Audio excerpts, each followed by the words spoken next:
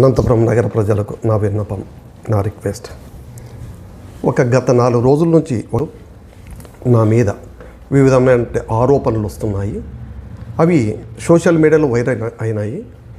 కావున దానికి మేము ప్రతిస్పందనగా జనాలు రోజు ఫోన్ చేసి ఏమి ఈ న్యూస్, ఏం నీకది అని చెప్పని వస్తున్నాయి. దానికి ఈరోజు వివరణ ఇచ్చుకోవాల్సిన పరిస్థితి వచ్చింది. నేను మీడియా ముందుకు రావడం కూడా నా జీవితంలో మొట్టమొదటిసారి. ఇది ఎప్పుడు ఇలాంటి వాటికి రావాలని కూడా కోరుకోలేదు, కానీ ఈరోజు అలాంటి పరిస్థితి వచ్చింది. ఎమ్మెల్యే గారి పేరు చెప్పి నేను 1,90,00,000 ఒక కళ్యాణ మండపము కట్టేవారి నుంచి వసూలు చేశానని చెప్పి, అది చాలా బాధాకరము. నేను 3 రోజులు నిద్రపోలేదు. నాకు నీతిగా నిజాయితీగా బతకడం తెలుసు, కానీ కొందరు జీవితాల్లో వెలుగు నింపడం తెలుసు. ఒక ఇండస్ట్రీ పెట్టడం, వాటి ద్వారా వెలుగు నింపడం ఇది తెలుసు, కానీ ఎవరి జీవితాలతోనూ ఆడుకునే మనస్తత్వం నాకు లేదు. ఎవరితో డబ్బు వసూలు చేయాలనే కోరిక కూడా నాకు లేదు. 3 పూటల తిండి ఉంది నాకు. ఒకవేళ లేదంటే 2 పూటలు తింటా, లేదంటే 1 పూట తింటా. అది కూడా లేదంటే రైల్వే ట్రాక్ చూసుకుంటా, కానీ ఒకరి సొమ్ము కొట్టాలా, ఒకరి దోచుకోవాలనే మనస్తత్వం నాది కానే కాదు. మరి ఎందుకు విష ప్రచారం చేస్తున్నారో నాకు తెలియటంలే. ఎవరికి నేను ఏ ద్రోహం చేసినా నాకు తెలియటంలే. ఎందుకు ఇట్లా చేస్తున్నారో, అసలు ఇంకా ఏమేం చేస్తారో కూడా తెలియటంలే. అవన్నీ మళ్ళీ రాకూడదనే విషయంతో మేము కౌంటర్ ఇవ్వదలుచుకున్నాను. ఇప్పుడు ఇక్కడ వేణుగోపాల్ రెడ్డి అన్నగారు కూడా ఉన్నారు. అన్నగారితో నేను ఎప్పుడైనా 1,90,00,000 రూపాయలు తీసుకున్నాను కానీ, ₹1 తీసుకున్నానని కానీ ఇది చేస్తే అన్నగారికి కాలు ఫ్రాక్చర్ కావడము, ఇంటికి పోవడము, నేను అన్నను పరామర్శించడము, ఏమన్నా ఏమి ఎట్లాంటి ఏదో ఒక సమస్య చెప్పడము, ఆ సమస్య కోసం నేను మున్సిపాలిటీ వాళ్ళకి ఫోన్ చేయడము జరిగింది. వాళ్ళకి నేనేం ఫోన్ చేసాం, బెదిరించింది ఇట్లాంటివి లేవు, నా లైఫ్లో లేవు బెదిరించేది. నా పేరు యాక్చువల్గా కొమ్మినేని శ్రీనివాసరావు అని కొంతమందికి తెలుసు, కానీ చెర్రీ సీనా అని నోటెడ్ నేమ్ ఉంది, బొప్పాయి సీనా అని ఉంది. ఈ పేర్లు రావడానికి కారణం, గతంలో నేను ఒక ఇండస్ట్రీ స్థాపించి 50-60 మందికి ప్రత్యక్ష ఉపాధి కల్పించినోని, ఇండైరెక్ట్గా ఎంతోమందికి ఉపాధి కల్పించిన.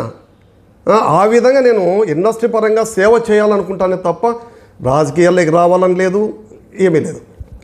కానీ కొంతమంది రాజకీయ నాయకులు ఒక ముసుగులో నా మీద బురద జల్లుతున్నారు. ఎందుకంటే వాళ్ళు బురదలో ఉన్నారు కాబట్టి. ఎంత బాధాకరం అంటే ఇట్లాంటివి అట్లా చాలా బాధ అవుతుంది. ఏమో పక్కనే వేణుగోపాల్ రెడ్డి ఉన్నారు. ఈ విధంగా మా మీద ఆరోపణలు చేశారు కాబట్టి దానికి మేము కౌంటర్గా ఈ విధంగా నేను చెప్పుకోవాల్సి వచ్చింది. దయచేసి మీ అందరికి చెప్తున్నాను, మీ ఉద్దేశం ఏముందో నాకు తెలీదు. మీరు ఏనాడు కూడా నేను ఎవరి విషయాల్లోనూ ఎంటర్ అయ్యేవని కాదు, నా బతుకు నేను బతుకుతున్నా, వ్యాపారాలు చేస్తా, 4 జీవితాల్లో వెలుగు నింపే మనస్తత్వం ఉన్నవాడినే, కానీ చీకటి నింపే ఉద్దేశం నాకు లేదు, రాదు కూడా. నేను నా కుమారులతో అయినా వ్యాపారం చేయించి ఒక ఇండస్ట్రీ పెట్టి మంచి స్థాయికి తీసుకెళ్లాలనే కోరికలు నాకున్నాయి. ఒక మంచి ఇండస్ట్రీ పెట్టి దాని ద్వారా 10 మందికి సేవ చేయాలా, వారి జీవితాల్లో వెలుగు నింపాలనే తప్ప, నా మెదడు నిండా ఒక వ్యాపారం ఉంటుందే తప్ప రాజకీయం అనేది లేదు. నాకు అవసరం కూడా లేదు. కాబట్టి దయచేసి ఇప్పటి నుంచి విష ప్రచారం మానండి. మీ మెదడులో ఏముందో, నా మీద ఎలాంటి ఆలోచనలు ఉన్నాయో నాకు తెలియటం లేదు. నేను నీకైతే ఎవరికి ద్రోహం చేయలే.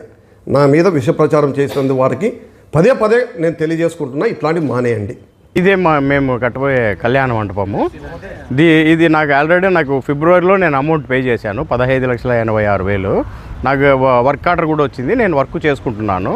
మళ్ళా కార్పొరేషన్ నుంచి ఏదో షార్ట్ ఫాల్ పెట్టారు, కొద్ది రోజులు వర్క్ స్టాప్ చేయండి అంటే నేను వర్క్ స్టాప్ చేశాను. ఇప్పుడైతే వర్క్ చేయడం లేదు.